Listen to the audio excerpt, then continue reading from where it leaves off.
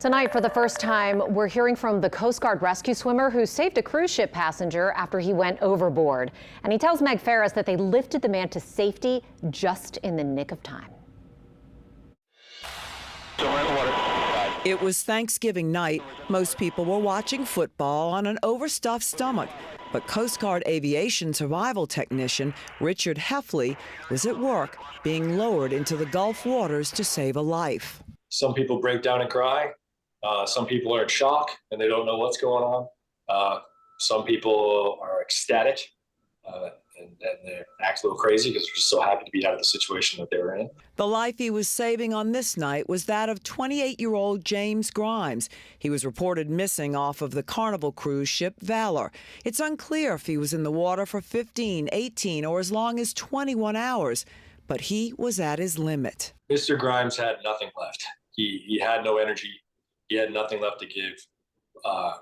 My best guess is that he had between a minute and 30 seconds left before we lost him completely. So Hoefle handed him the rescue sling. Once I handed that to him, he just collapsed into it. He couldn't talk to me. I was able to get his name and the cruise ship that he had fallen off of. The four-man crew had been searching an area in the Gulf the size of Rhode Island. Then they got word that a vessel spotted him 20 miles south of Southwest Pass. The current was around 3.5 miles an hour. The water temperature around 70 degrees. Hypothermia was setting in.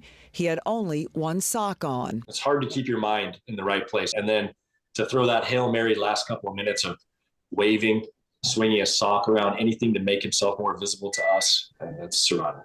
He just had an incredible will to survive, and he did whatever he had to do. Each year, a couple of dozen people go overboard on cruise ships. The vast majority are never found. The Coast Guard says it's very difficult to spot someone in open waters. That was a 1 in a million, and we got it done. We worked as a team, and we were able to help somebody. Meg Ferris, Eyewitness News. The Coast Guard says its New Orleans unit is one of the most active for water rescues, and this October and November have been one of their most busy times.